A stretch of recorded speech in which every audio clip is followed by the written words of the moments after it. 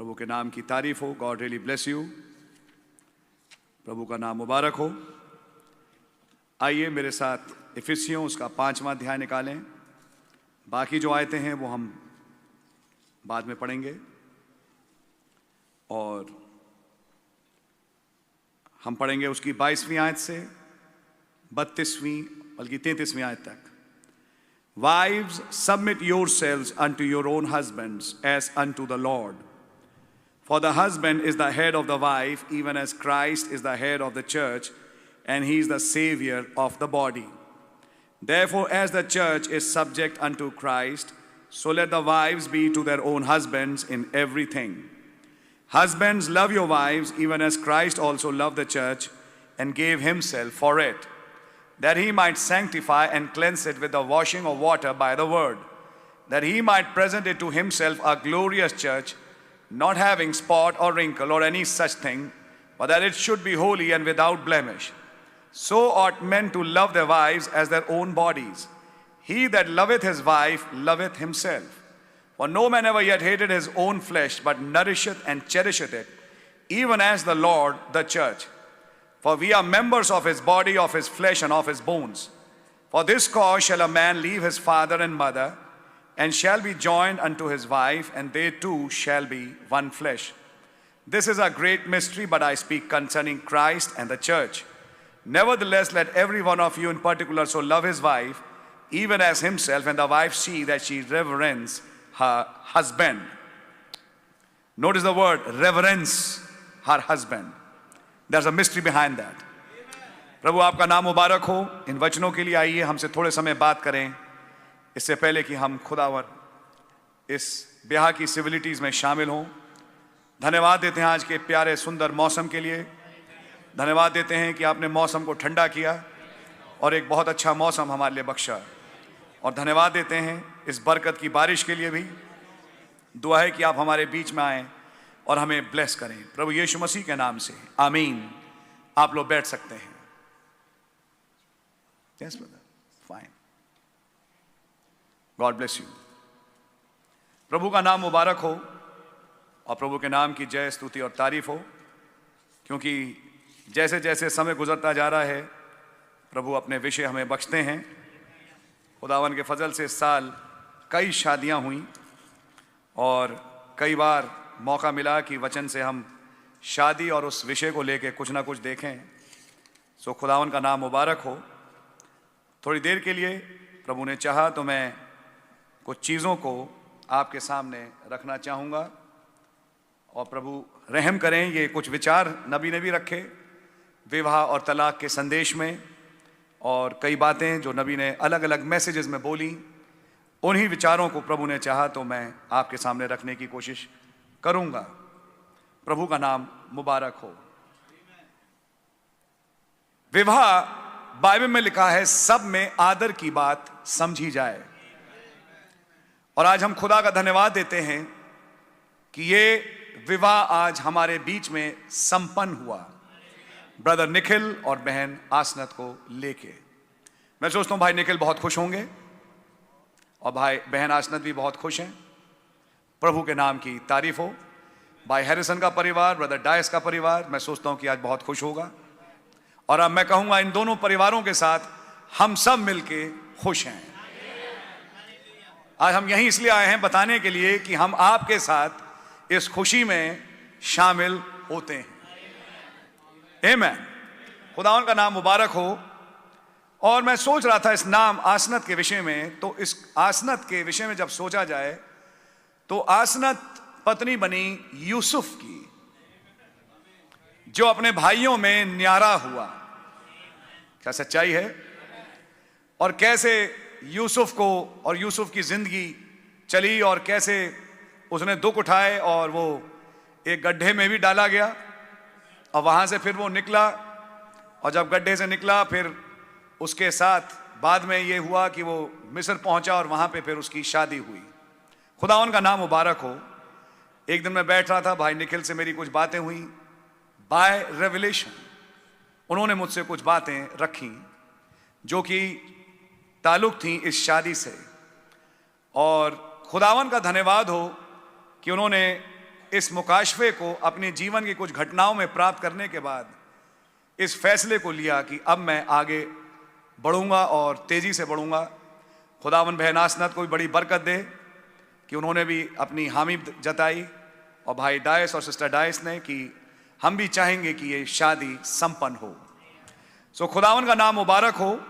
और मैं सोचता हूँ मार्च था महीना जब एंगेजमेंट हुई, 23 मार्च जब एंगेजमेंट हुई, और आज 7 अक्टूबर को शादी है। अगर आप नोटिस करें तो करीब वही 6-7 महीने का वक्फा है जो कि पर्वों का है, पहला महीना और 7वां महीना। और आप पा रहे हैं कि 7वें महीने में एक शादी है। हग्गे नबी की किताब में लिखा है कि एक बार और मैं इस दुनिया को और स्वर्ग को कंपाऊंगा और सारी दुनिया की लालसा प्रकट होगी, आएगी, यानी प्रभु यीशु मसीह, और मैं इस भवन को अपने तेज से फिर भरूंगा और इस भवन की पिछली महिमा इसकी पहली महिमा से बढ़कर होगी। और आज हम खुदा का धन्यवाद देते हैं कि उस महिमा का लौटना नबूवतों में रखा गया था एक 7वें महीने में, जो कि तस्वीर आज 7वें युग की है, जिसमें आज हम यहां पर इकट्ठा हुए ताकि एक विवाह को आज हम, और वो भी 7वें महीने की 7वीं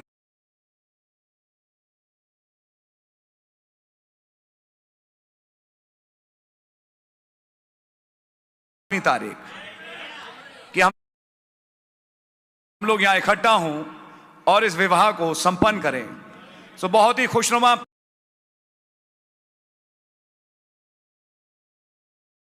प्यारा दिन है। मुझे आज भाई जोसेफ याद आते हैं, क्योंकि उस दिन भी ऐसा ही मौसम था। हाँ, बस ये था कि उस दिन बारिश बहुत तेज हुई थी, लेकिन खुदा का धन्यवाद हो, जब तक शादी का वक्त आया मौसम खुल गया था और इतना मौसम अच्छा था कि हम लोग शादी अटेंड कर पाए। और आज भी खुदावन के फजल से वही अक्टूबर और वही बारिश, वही मौसम, खुदावन का नाम मुबारक हो। और आजकल की बारिश जब मानसून चला जाता है उसको कहते हैं वेस्टर्न डिस्टर्बेंस। और आपने अखबार देखा हो तो ये बात सच है कि ये बारिश का कारण एक वेस्टर्न डिस्टर्बेंस है, एक पश्चिम से बादल आया है हालेलुया, जो दुल्हन के लिए आशीषें लाया है। खुदावन का नाम मुबारक हो। थोड़ी देर के लिए हम शादी और शादी से संबंधित कुछ बातों को देखेंगे।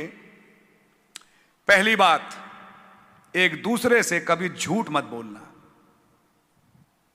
मैं आपके माध्यम से कईयों को बोल रहा हूं यहां पे, एक दूसरे से छिपाना नहीं, जिंदगी में याद रखना। आदमियों की भी, चलिए मैं कलीसिया की भाषा में बोलूं, भाइयों की भी, वैसे होना नहीं चाहिए, और बहनों की भी छिपाने की बहुत आदत है कि बातों को गोल कर जाते हैं, छिपाते हैं। यह काम आप मत करना। एक दूसरे के सामने पारदर्शी रहना। आपके और आपके बीच में कोई भी चीज ना हो कि आप उसे छिपाएं। आपकी समझ में आ रही है? कुछ बातें हैं वचन के अनुसार, लेकिन इन जनरल जो खानदानी मसले हैं और खानदानी बातें हैं उनको छिपाए नहीं। अगर मैं मसीह और कलीसिया की तस्वीर रखूं तो बाइबल में लिखा है, यदि हम अपने गुनाहों का इकरार करें तो वो विश्वास योग्य है, हमारा एडवोकेट विश्वास योग्य है कि हमारे कन्फेशन पे ऐड करके हमें माफ करे। लेकिन अगर हम अपनी छिपाएं, पास्टर को ना बताएं, समझ में आ रही है आपके? शादी का बहुत अच्छा माहौल है, मैं बिगाड़ना नहीं चाहता, लेकिन हक तो मेरे पास पूरा है कि मैं जुलूस निकालूं कुछ लोगों का, जो मैं निकालता नहीं। केवल इस बात को याद रख के, अभी हाल फिलहाल लेकिन अगर मौका लगा तो सुलटूंगा आप सबसे। आप सबसे मेरा मतलब उन लोगों से, आप सबसे नहीं। आप लोग भी याद रखें जो अब काफी मैच्योर्ड हस्बैंड्स एंड वाइफ्स बन चुके हैं, बल्कि अब तो माँ बाप, अब दादा दादी की उम्र पे आ रहे हैं। दादा दादी बन जाते हैं फिर भी छिपाते हैं। वो छिपाने की आदत नहीं गई। समझ में आई आपके? घर में कोई बात है, चुप हो, बताना नहीं, बताना नहीं, ये बात बताना नहीं, किसी को मालूम नहीं होना चाहिए बात। आपने ये क्या बोला, वहां पे एक शैतान खड़ा है जो सुन रहा है आपकी इस बात को। और लिख लीजिए कि बस जहां आपने छिपाना शुरू किया, शैतान को फिर पूरा मौका मिलता है अपने काम को आगे बढ़ाने का। आपकी समझ में आ रही है? सच बोलना खुदावन के लोगों से बहुत इंपॉर्टेंट है। झूठी तस्वीरें मत दिखाओ, झूठी दिलासाएं मत दो, झूठे प्लान्स मत समझाओ, और झूठे ख्वाब लोगों को मत दिखाओ। सच जो कि वचन है पे कायम हो। जो सही और हकीकत की पिक्चर है वो लोगों तक पहुंचाओ, तो आप आशीषित होंगे। समझ में आ रही है आपके? ये मैं भाइयों से भी कह रहा हूं और मैं अपनी बहनों से भी कह रहा हूं, और क्योंकि ये प्रसारित हो रही है तो सभी सुन रहे हैं। जब आप सत्य पे चलेंगे, ये एक नींव है एक सही किस्म की शादी की। हमारी शादी जब मसीह के साथ हुई, जिनकी हुई वो जानते हैं कि वो नींव सत्य की नींव थी, जिसमें हमारे खुदा ने अपना कुछ नहीं रख छोड़ा, और फिर एक्सपेक्टेशन उनकी हमसे भी ये हुई कि हम भी अपना फिर सब कुछ उन्हें दे दें। और मसीह और कलीसिया के बीच में जो रिलेशन है, वो रिलेशन इस बात पे कायम है, बाइबल में लिखा है, यदि तुम अपने गुनाहों का इकरार करो तो वो विश्वास योग्य धर्मी है कि आपके सारे गुनाहों को क्षमा करे। आपकी समझ में आ रही है? रोज सुबह उठ के बाइबल पढ़ो। रोज अपने बच्चों को, जो आगे होंगे, मेरा विश्वास है होंगे, उन्हें बाइबल पढ़ना सिखाओ। फैमिली ऑल्टर रोज लगाओ, रोज साथ में बैठो और दुआ करो। कई ऐसी चीजें आएंगी आपकी जिंदगी में जो आप पाएंगे कि आप ऐसे सॉल्व नहीं कर पा रहे, आप नहीं कर पा रहे। दुआ में आप दोनों बैठो और आप देखो कि वो चीज कैसे खत्म हो जाएगी। आपकी समझ में आ रही है? उसका सलूशन किसी के पास नहीं होगा, प्यारे भाई निखिल और बहन आसनत, और बाकी सब भी समझ सकते हैं।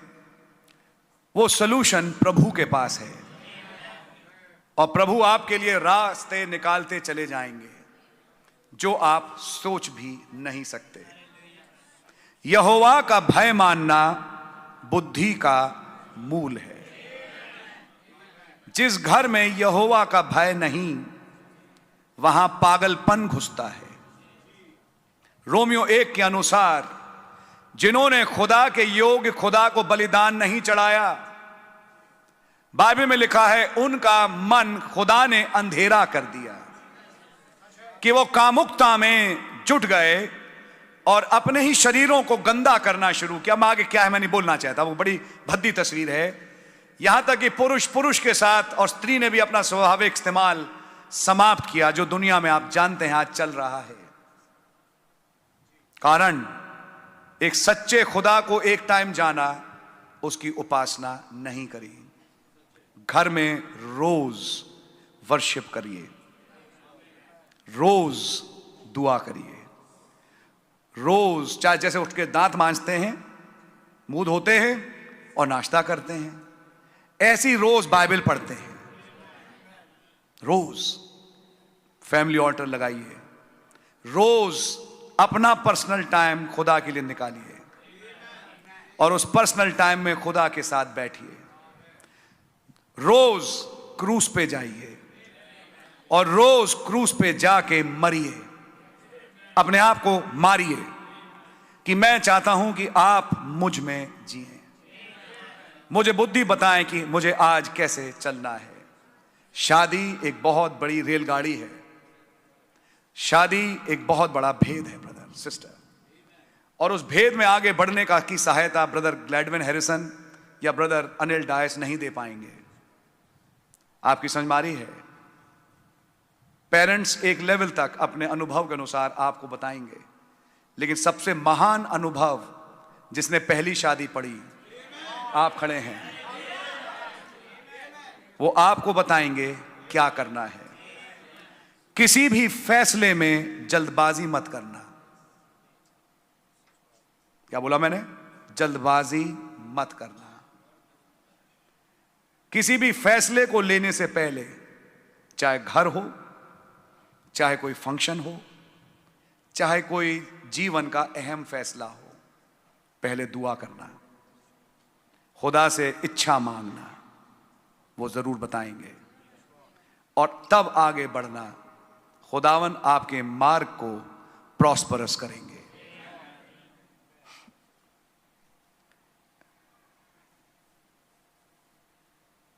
खुदावन का नाम मुबारक हो कि खुदावन ने जब पहली शादी रखी जो बाग एदन में हुई, तो मैं विश्वास करता हूं आप सब जो यहां बैठे हैं उन्हें आइडिया है कि वहां क्या हुआ।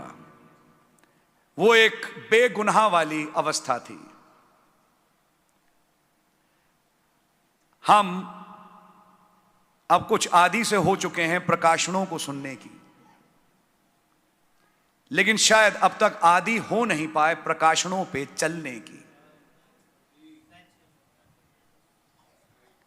हमारी भूख हमेशा बनी रहती है नए प्रकाशनों के लिए, लेकिन पिछला प्रकाशन जीवन में क्या कर गया उसके विषय में कम सोचते हैं। अगर उस पर थोड़ा सा ज्यादा सोच लें तो शायद आज वहां ना हो जहां आज हम हैं। भाई ब्रनम ने एक पोयम को रेफर किया जो कि H.W. लॉन्गफेलो की थी, footprints on the Sands of time, और उसको लेके नबी ने बोला मैं चाहूंगा कि वो गलतियां जो मैंने करी आप ना करें। मैं चाहूंगा कि मेरी गलतियां काश सीढ़ियां बने एक पीछे से आने वाले के लिए, कि वो थोड़ा और ऊंचा जा सके, ताकि आप उस गलती को ना करें। जिस गड्ढे पे मैं नहीं बच पाया, कम से कम मैं पीछे वाले को तो बता दूं कि आप तो बच लें, कहीं आप भी ना उसमें गिर पड़े। मैं भी उस रास्ते में जा रहा हूं, आप भी उस रास्ते में जा रहे हैं। खुदावन का नाम मुबारक हो। आज के बाद जो भी आपके पुराने दोस्त थे ब्रदर निखिल, वो दोस्ती अपनी जगह है, लेकिन आपका अब सब कुछ शारीरिक रूप में बहन आसनत है। आपकी जितनी भी फ्रेंडशिप्स थी स्कूल टाइम से, कॉलेज टाइम से, या जो भी था बेटा, अब वो एक किनारे है। आपका केवल एक फ्रेंड है, एक हस्बैंड है, फ्रेंड है, सब कुछ अब जो है वो भाई निखिल है। पुरानी कॉल्स को डिलीट कर दें, आप भी और आप भी। ये सब मैं अनुभवों के बाद आज बोल रहा हूं। पुरानी कॉल्स को खत्म कर दें, अपनी तरफ से उन्हें कॉल ना करें। वो आपको कॉल करते हैं तो आपकी बात, उनकी बात है। आप अपनी तरफ से उन्हें कॉल करना बंद कर दें और दोनों मिलके इन्हें कॉल करें। हां, इनका फोन बजता रहे। यह फोन जरूर मैं कहूंगा 24 घंटा बजता रहे। अगर इनका फोन बजेगा और ये आपके घर आ गए, आपके घर में अब मेरे को फिर बोलने की जरूरत ही नहीं। जिस दिन ये दोपहर को अब्राहम के घर गए, आपको मालूम है। जिस दिन ये जकई के घर गए, आपको मालूम है। जिस दिन ये कुएं पे उस औरत से मिले, आपको मालूम है। जिस दिन नथानियल से मिले, आपको मालूम है, जिस दिन पतरस की नाव में गए, कल का मैसेज है, आप जानते हैं। तो जिस घर में आप उतर जाते हैं वहां तो नजात आ जाती है। और मैं चाहूंगा इस नजात को 1 घंटे नहीं, 2 घंटे नहीं प्यारे भाई निखिल एंड बहन आसनात, 24 घंटा 7 दिन 365 एक चौथाई आप इंजॉय करें अपने जिंदगी भर। यह मेरी दुआ है और दिली कामना है बाकियों के लिए भी जो यहां बैठे हैं। केक कट जाता है, खाना बढ़ जाता है, लेकिन बुनियादी बातें पूरी हो नहीं पाती। इसको ध्यान रखिएगा। शादी मात्र केक नहीं, एक अच्छा खाना नहीं, शादी 2 दिलों के जुड़ने से है। जब 2 प्राण एक हों, एक ऐसा समय आ जाए कि जो बहन आसनत सोचती है, भाई निखिल को मालूम है, उन्हें बोलने की जरूरत नहीं। एक ऐसा समय आ जाए जब भाई निखिल क्या सोच रहे हैं बहन आसनत को मालूम है, उन्हें बोलने की जरूरत नहीं। इस गजब की फ्रीक्वेंसी पे आज मसीह की दुल्हन तो पहुंच चुकी, जिसका छोटा रूप एक शादी में आप यहां बैठे हैं।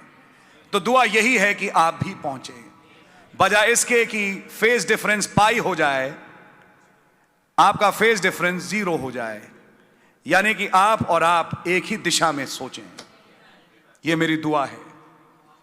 इसके लिए सजेशन पहला इनसे मांगे, वचन जो कि आप हैं, यह वचन और संदेश वो क्या कहता है। तो याद रखिएगा, जिंदगी में जब कभी कोई अहम पहलू आए, उसमें रिश्तेदार क्या कहते हैं, बुआ क्या कहती हैं, ये कौन कहता है, वो कौन कहता है, सब जो कहते हैं एक किनारे है। वचन क्या कहता है, आपकी क्या इच्छा है। जैसे बाय रेवलेशन आपको कुछ समझ में आया, तो क्या आगे भी खुदावन वो रेवलेशन आपको और आपको नहीं देंगे।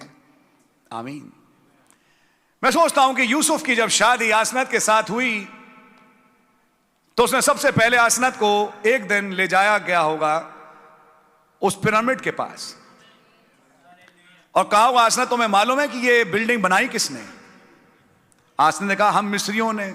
तो यूसुफ ने मुस्कुरा के कहा, शायद आपको यही नहीं मालूम कि ये पिरामिड बनाया किसने। उन्होंने कहा कि वैसे तो कहानियां ये कहती हैं कि जल प्रलय से पहले ये बनाया गया। बोले बिल्कुल सही। और उस समय मिस्री सभ्यता थी भी नहीं, तो फिर ये मिस्री कैसे बना सकते हैं। और फिर ये एक फिराउन की कब्र कहां से हो गई। वो तो बाद में बनने शुरू हुए रेप्लिका, लेकिन ये जो ओरिजिनल है ये किसने बनाया। और तब हो सकता है कि यूसुफ ने समझाया हो, क्योंकि वो शेम की वंशावली से है, वो शेम जो कि आदम की वंशावली से है, नूह के साथ, जहां फैमिली मिस्ट्रीज ट्रांसफर हो रही थी, कि हमें मालूम है कि ये पिरामिड बनाया किसने। इसका नाम था हनोक। लेकिन आसनत क्या आप देख पाती हैं कि ये बिल्डिंग इनकम्प्लीट है। इसके ऊपर एक चोटी का पत्थर रखना चाहिए था। देखिए वो हिस्सा कटा हुआ है। उन्होंने कहा, हाँ मैंने ऑब्जर्व नहीं किया शायद। बोले देखो, उस पे जो चोटी का पत्थर होना चाहिए वो वहां पे है नहीं। क्यों नहीं है? बोले कभी सोचा नहीं। बोले मेरे पास इसका सोच है कि वो चोटी का पत्थर तिरस्कृत हुआ, वो लगता लगता रह गया, वो लग नहीं पाया। और तुम्हें मालूम ये पिरामिड कौन है? उन्होंने कहा, आसनत ये तुम हो। और वो तिरस्कृत पत्थर मैं यूसुफ हूं, जो अपने भाइयों से न्यारा हुआ, रिजेक्ट हुआ और आज मिस्र में पहुंचा तुम्हारे लिए, कि तुम्हारे सिर पे मैं लग सकूं एक शौहर की तरह।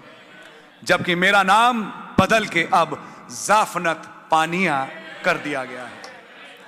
भेदों में बोलता, भेदों को खोलता, वाली सेवकाई में मैं तुम्हारे पास आया हूं कि मैं इस मौसम में तुम्हारा पति बनूं, ताकि हम 2 रूपी भेद को लेके आए। एक का नाम मनश्शे और एक का नाम इफ्राइम। जो कुछ मेरे साथ हुआ मैं भूल गया और खुदा ने मुझे अपने गुलामी के देश में फलवंत किया। हम चाहेंगे कि इस भेद को हम पैदा करें कि अभी थोड़े दिनों के बाद इस शादी के अब अकाल आने वाला है। क्या दिखाई दे रहा है आपको? नहीं। हमारी शादी के ही बाद दूसरे या तीसरे साल में जब यूसुफ और आसनत की शादी हुई, अकाल चालू हो चुका था। आपको याद है, हमारी ही शादी के बाद अब अकाल आ रहा है और मुझे मालूम है वक्त आ गया कि मेरे भाई मेरे पास वापस लौटें, और इससे पहले कि वो लौटे मुझे तुम्हें वापस महल में भी भेजना है। आत्मिक लोग समझेंगे कि मैं कहां बोल रहा हूं और किस जगह मैं बोल रहा हूं। मैं सोचता हूं कि आपको तस्वीर दिखाई दे रही होगी प्यारे भाई बहन। क्या ये शादी आज अक्टूबर 7 को एक चिन्ह तो नहीं? क्या वक्त आ चुका है कि ये पिरामिड रूपी मसीह का भवन एक जीवता मंदिर बन जाए? पिरामिड घूमे, ये चारों कोने घूमे और यहां से उड़ के रैप्चर में चले जाएं। वक्त तो अब ऐसा ही है। इधर शादी हुई, उधर अकाल आ गया। शादी के बाद ही अकाल। पढ़िए, और ये था वो समय जब यूसुफ के भाई लौटे। अगर ये चिन्ह आपके सामने है एक शादी के रूप में आज अक्टूबर 7 को, जबकि यही वो समय है जबकि पासओवर का पर्व, अटोनमेंट का पर्व मनाया गया, यानी वो फास्ट पूरा हुआ, तो क्या वो समय आ गया है प्यारे भाई बहन कि दुनिया का रिसेशन अब बढ़े? और क्या वो समय आ गया है कि वो रोटियां और मछलियां बढ़े? क्या वो समय आ गया है कि वो स्क्वीज आए? और क्या वो समय है कि उस दबाव के समय आसनत दबाव मुक्त कर दी जाए और उसे महल में भेज दिया जाए? वो 30-40 दिन जब जीवते और सोए हुए जो जी उठे मुलाकात करें, फेलोशिप करें और यहां से उड़ के चले जाएं। कहीं ऐसा तो नहीं कि एक चिन्ह यहां पूरा हो रहा है? क्या आप देख पा रहे हैं? आज ये हो रहा है। भाई निखिल और बहन आसनत की शादी में ये गुब्बारे, ये तमाम चीजें, यही चीजें बताती हैं कि ये समय आ गया है। This is the time. अब वो समय है और खुदावन का नाम मुबारक हो कि ऐसे टाइम पे खुदावन ऐसे चिन्हानियों को हमारे बीच में रख रहे हैं। एक शादी 11 नवंबर की है। 11 आप जानते हैं ये तमाम चीजें कुछ मतलब रखती हैं और वो चिन्ह आज पूरे हो रहे हैं। तो खुदा उनके नाम की, गॉड ब्लेस यू। आप लोग बैठे, प्रभु का नाम मुबारक हो, प्रभु के नाम की तारीफ हो। थोड़ी देर के लिए थोड़ा सा हम देखेंगे। नबी ने समझाया कि हर स्त्री को 3 महान गुण दिए गए। पहला एक सेक्रेड ट्रस्ट है उसके सद्गुण का, उसकी स्त्री होने का।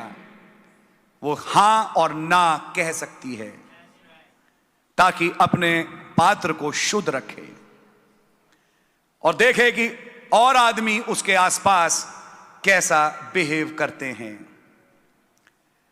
जो स्त्री बाकी आदमियों के सामने बहुत ज्यादा अपने आप को प्रेजेंट करे, यहां से साफ झलकता है कि वो स्त्री है कौन। और आदमियों को देख के मुस्कुराए और अपने आदमी को देख के चुप हो, यहां से झलकता है कि आप हैं कौन। आपकी समझ में आ रही है? लेकिन जो सही किस्म की स्त्री होगी, जैसा आज मैं विश्वास करता हूं हम ऐसे ही जोड़े के साथ आज यहां बैठे हैं, तो उसकी सबसे बड़ी खुशनुदी इस बात में है कि उसका पति उसके पास है नहीं? आज मसीह थोड़ी देर के लिए छोड़ जाए हमें, आपको कैसा लगेगा? क्या आप चाहेंगे कि 24 घंटा वो आपके साथ रहें? यही एक छोटे रूप में एक सच्ची दुल्हन में होगा कि वो चाहेगी कि उसका पति उसके आसपास रहे। ये सच है। खुदा उनका नाम मुबारक हो। और दूसरों के सामने अपना कंडक्ट प्रॉपर रखे। इस मायने में हो सकता है थोड़ी कड़ी बात लगे, लेकिन यह भी एक सच बात है कि आज का जमाना काफी फास्ट फॉरवर्ड हो गया, लेकिन गुनाह में भी फास्ट फॉरवर्ड हो गया। जरूरत यह है कि आप अपने इमोशंस रिजर्व करें अपने पति के लिए। अपने इमोशंस दूसरों को ना दिखाएं। आपकी समझ में आ रही है कि दूसरा आपके इमोशंस को देख के बहके। आपकी समझ में आ रही है मेरी बहन? वहां से गुनाह उपजता है, और गुनाह के साथ साथ फिर क्या क्या होता है वो तो आप सोच ही सकते हैं। इसलिए अगर आपकी मुस्कुराहट, आपके दिल की बातें और आपके दिल के उद्गार हों तो आपके पति के लिए। आपकी समझ में आ रही है? उसके बाद उसके पास एक सीक्रेट ट्रस्ट है उसकी मदरहुड का, कि वो एक मां बने।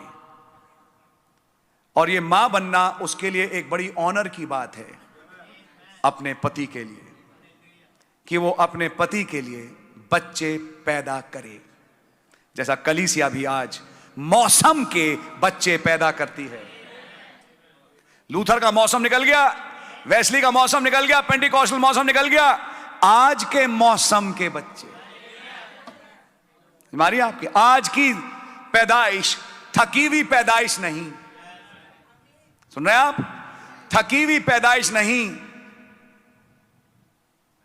लेकिन आज की पैदाइश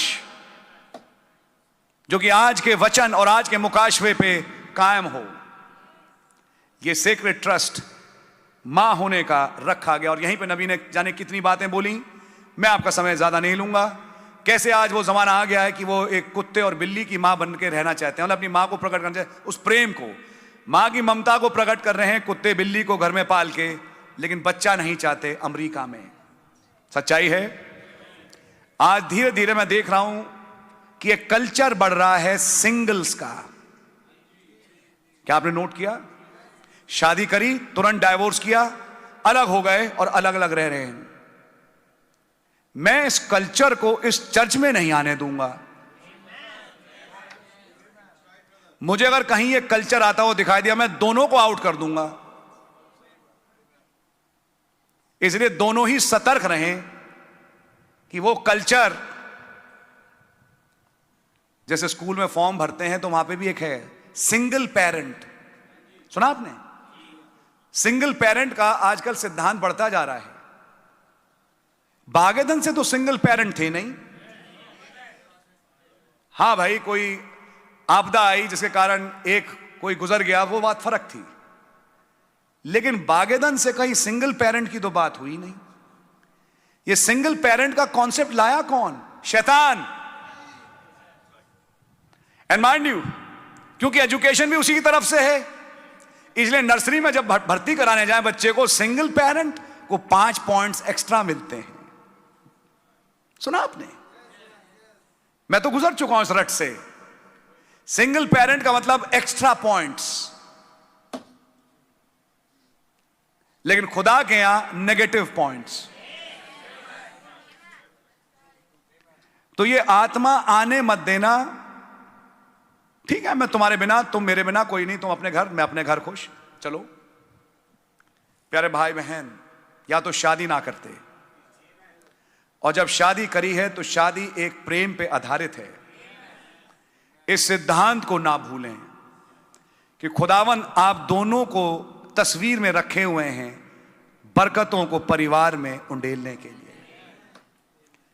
एक दूसरे से गलतियां होंगी, सहें। एक दूसरे से गलत होगा, हां अपनी गलती माने, लेकिन दूसरा कहूंगा कि सहे, लेकिन साथ में चले, अलग ना हो जाए। अब एक पॉइंट आएगा। और तीसरा सीक्रेट ट्रस्ट जो एक स्त्री को मिला वो ये था कि वो अपने पति का आदर करे, जिस पति का नाम आज वचन है।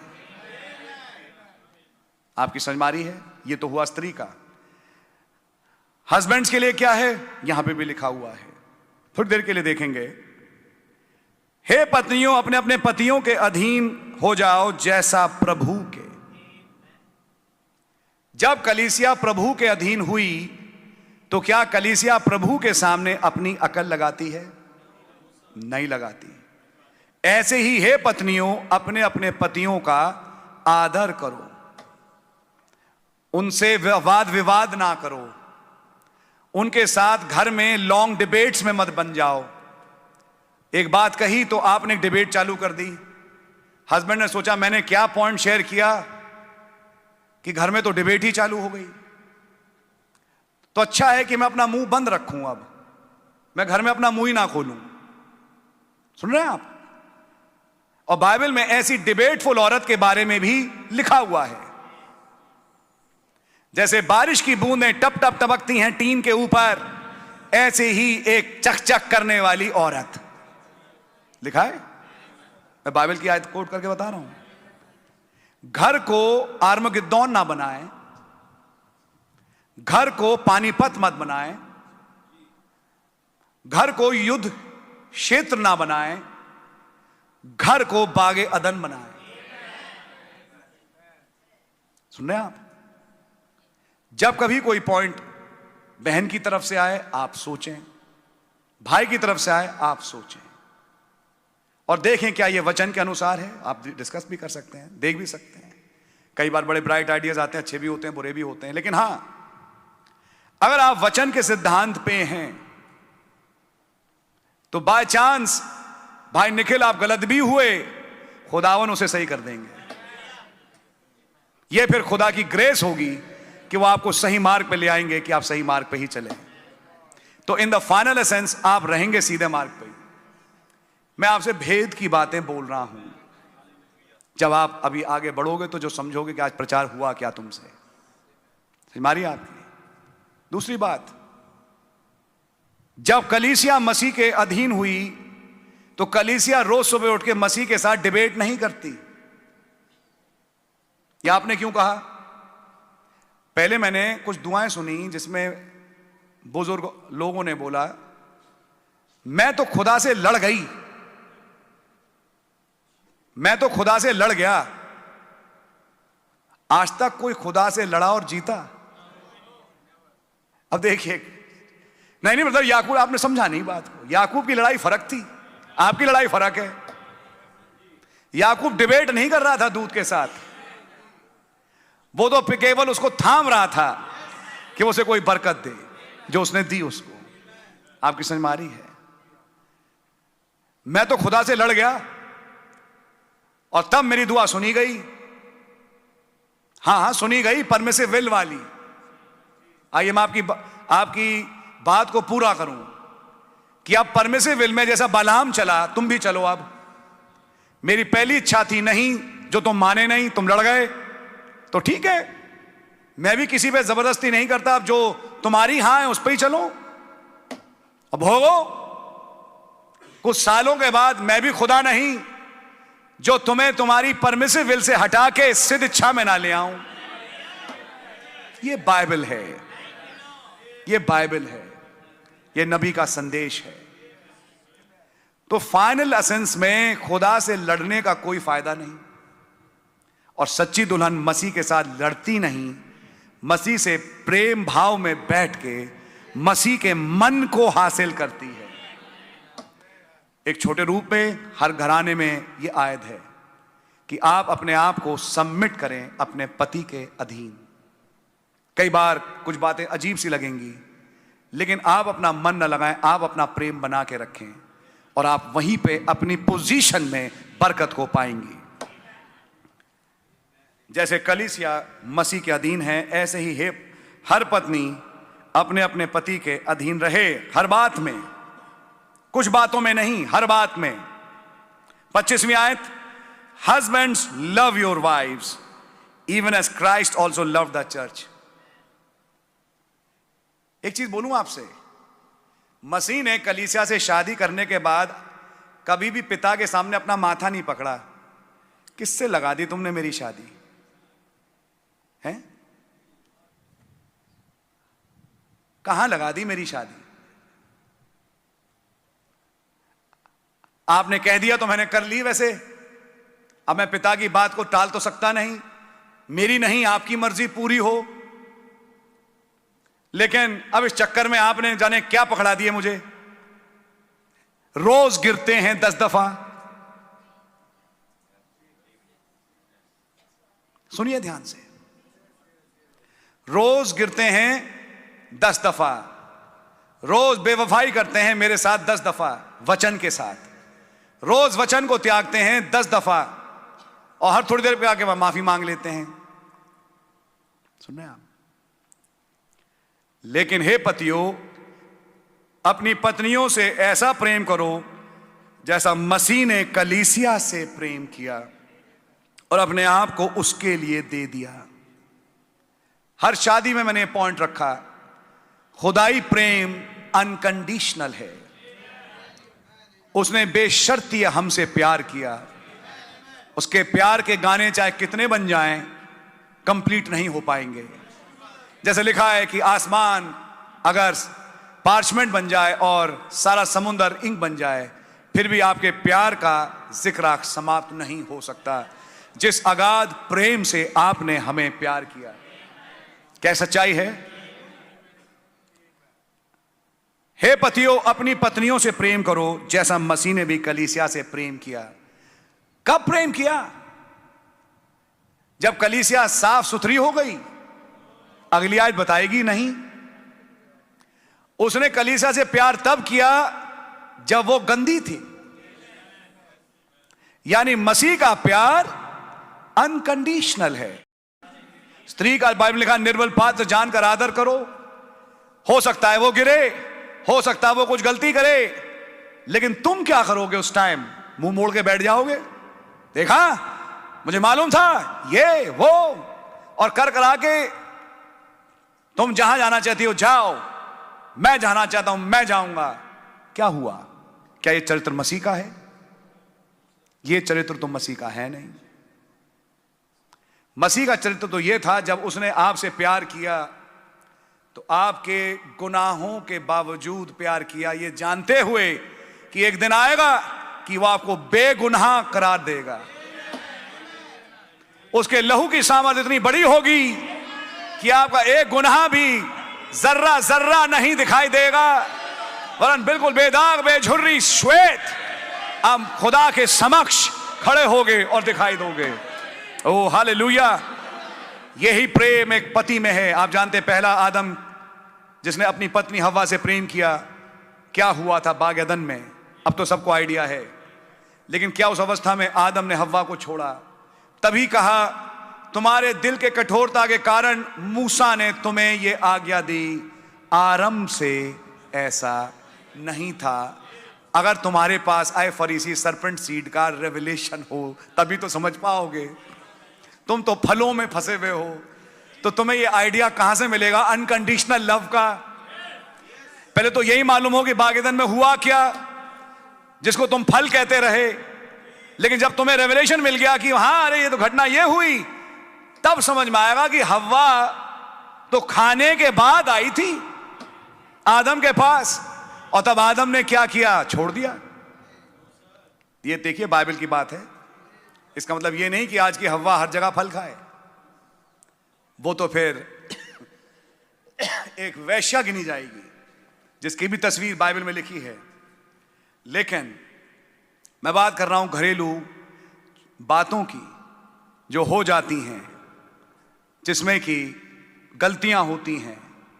तो आदमी को इतना बड़ा होना चाहिए कि वो तमाम गलतियों के ऊपर देख सके और काम कर सके। इसलिए मैंने कई बार एक बात बोली, अब ये बात पत्नियों तक नहीं है, बात बच्चों पे भी जाती है। भाड़ में जाओ, पता नहीं किस मनहूस दिन तुम पैदा हुए। समझ में आई आपके? चलो यहां से, मत दिखाओ अपनी शक्ल मुझे, बस शहर है तुम्हें। समझ में आ रही है आपके? जाने किस दिन पैदा हुए तुम, और फिर 2-3 अब संदेश नुमा रिफाइंड गालियां। माफ करिए, ये भी मुझे आइडिया है कुछ। भाई दुनियावी गालियां तो दे नहीं सकते, तो थोड़ी रिफाइंड वाली। समझ में आ रही है आपके? 2-3 बातें बोल दी। अरे बेवकूफ लड़की, लड़के, ऐसे करके, मतलब जो भी कह लीजिए, तुम्हारे कारण मैं फंसा हुआ हूं। अब आसमानी बाप आपसे रोज ये कहे, जिब्राइल, इन बच्चों ने मुझे तंग कर रखा है। जिब्राइल, मिकाएल, तुम देखो ना 24 घंटा मेरा मुंह उतरा हुआ रहता है, कारण ये बच्चे। तो स्वर्ग में उसका तो मुंह कभी उतरा ही नहीं।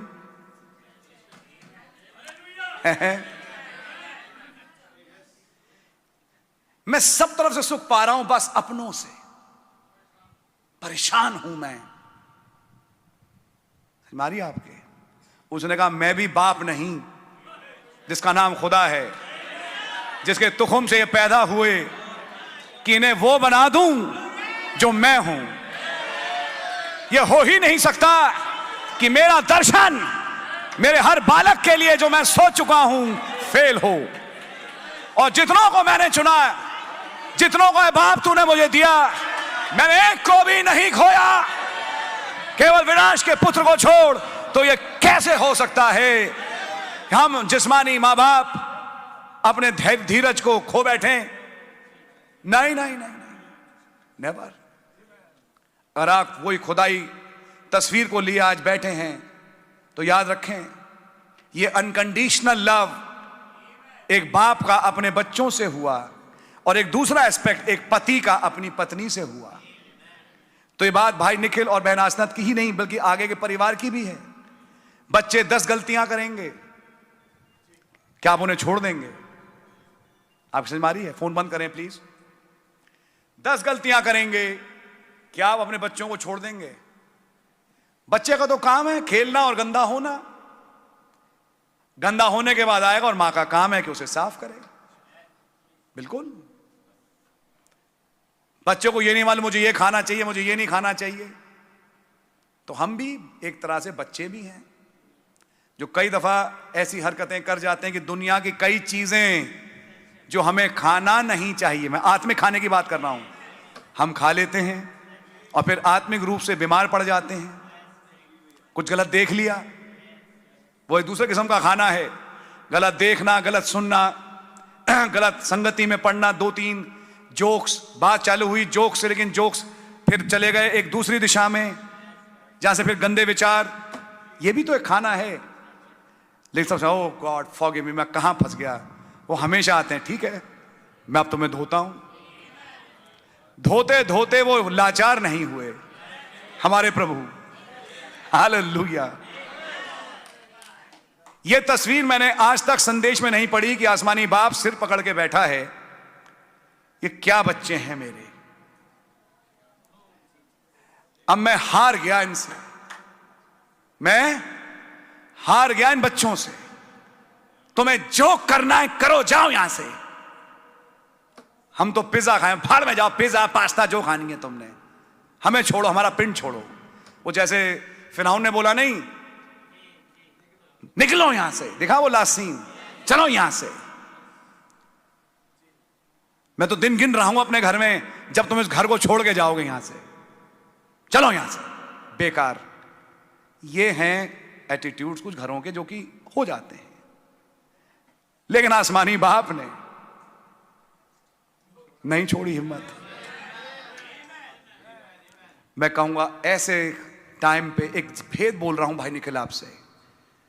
अब अपने अंदर इस विचार को लाओ कि आसमानी बाप कैसा है, और कहो आसमानी बाप से उस गुण को मुझ में भी डालें मेरे छोटे परिवार के लिए, कि मैं डिससेटिस्फाइड, एम्बैरेस्ड, डिसअपॉइंट ना हूं अपने बच्चों से, लेकिन मेरे पास भी एक दर्शन हो जो आपका दिया हुआ है, और वो दर्शन आप पूरा करेंगे।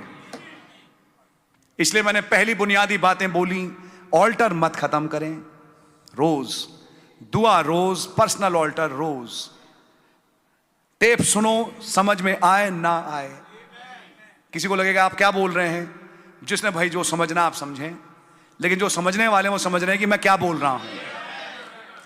उस आवाज को घर में प्ले करें और आप पाएंगे कि आपके घर में उन्नति आना शुरू हो जाएगी।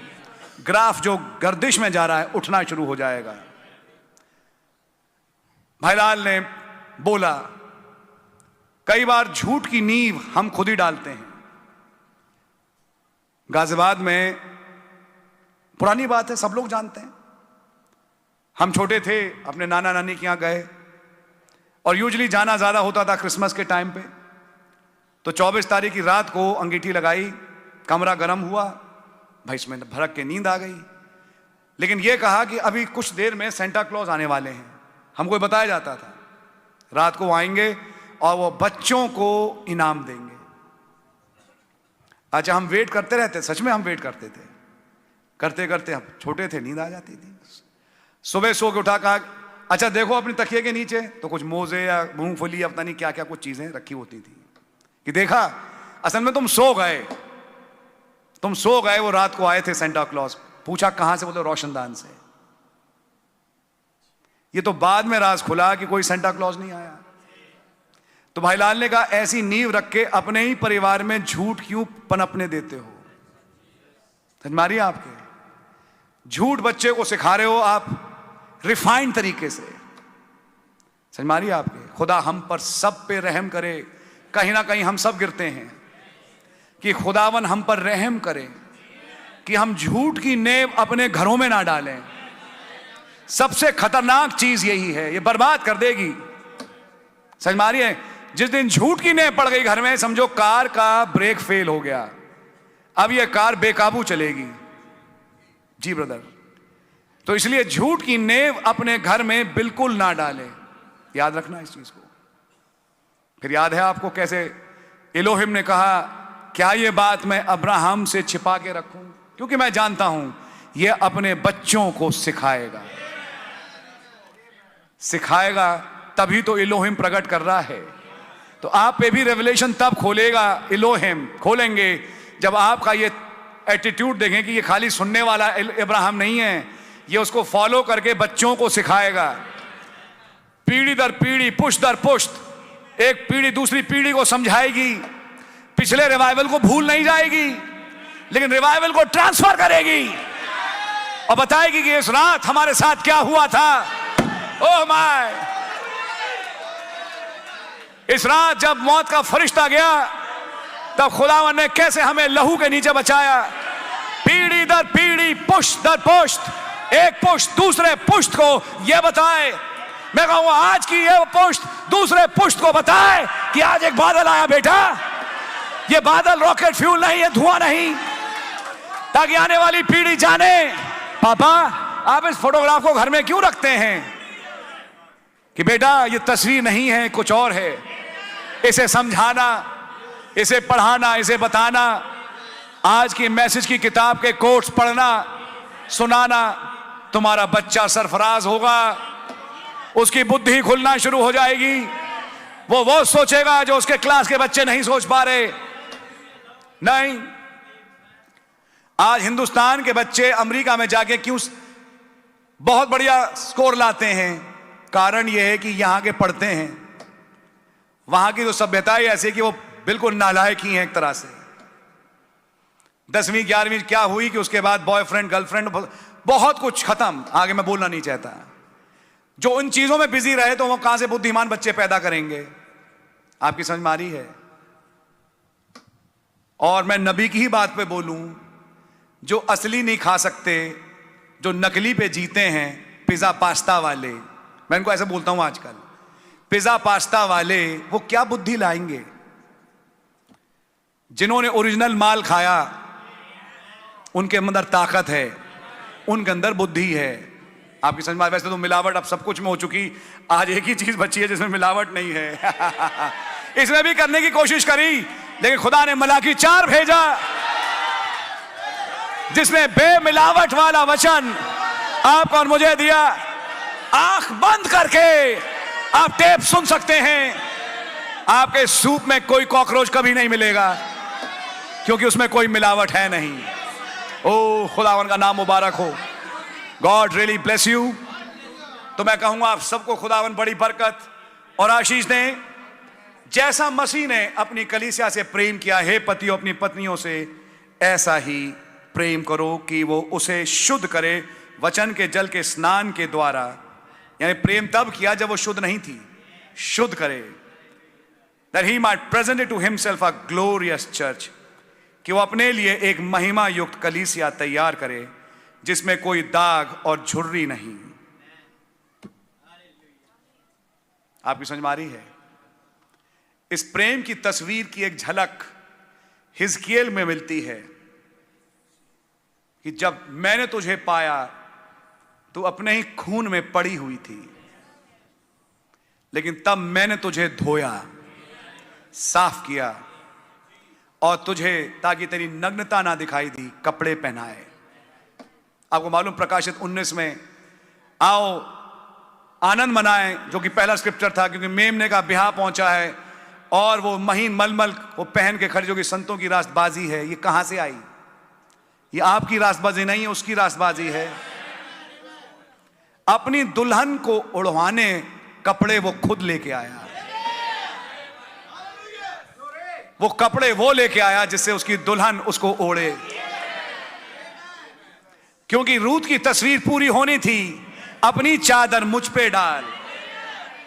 और यही एक सच्ची दुल्हन होगी, वो उन कपड़ों को पहनेगी जो उसके पति ने अर्थात मसीह ने उसे दिए, जो कि संतों की रास्तबाजी है। आमीन। खुदा उनका नाम मुबारक हो, क्योंकि उसके पास ये रेवलेशन है कि ये कोई दूसरा एक्स्ट्रा बैगेज नहीं, ये मेरा ही बदन है। इसलिए जिस वस्त्र में मैं हूं उसी वस्त्र में अब ये होगी। जिस बादल को मैं ओढ़े हुए हूं उस बादल को अब ये भी ओढ़ेगी। मैं से उड़ाऊंगा इस शादी में कि इस बादल में हम दोनों गायब हो जाएं। क्या ही गजब की प्रेम कहानी जो बादलों में आज चल रही है। खुदावन का नाम मुबारक हो। God really bless you. और यही प्रेम है मसीह का अपनी कलीसिया से और एक पति का अपनी पत्नी से।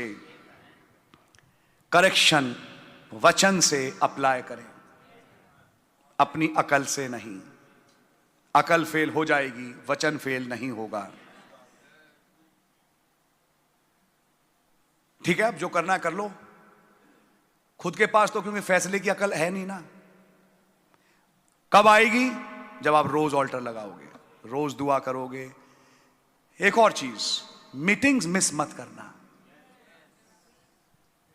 भाई आपके जब आप मीटिंग्स में आएंगे आपको स्पेशल बरकतें मिलेंगी। ऐसे हालात आएंगे कि आज नहीं जाते, आज घर रह जाते हैं। जैसे मैंने कुछ दिन पहले कहा, उस दिन यह कहना मुझे रहम नहीं मिला कि मैं मीटिंग अटेंड कर पाऊं। अब कारण कुछ भी हो सकते हैं, मुझे रहम नहीं मिला। भाई बारिश बहुत हो गई, ये था वो था, पता तो भैया भाई रहम ही नहीं मिल पाया। और ये बड़ी रहम की बात होगी खुदा के कि आपको मौका मिले कि आप रेगुलरली, जैसा आज मीटिंग अटेंड कर रहे हैं, आप मीटिंग अटेंड करो। मैं खुश हुआ जब उन्होंने मुझसे कहा आओ हम यहोवा के घर को चलें।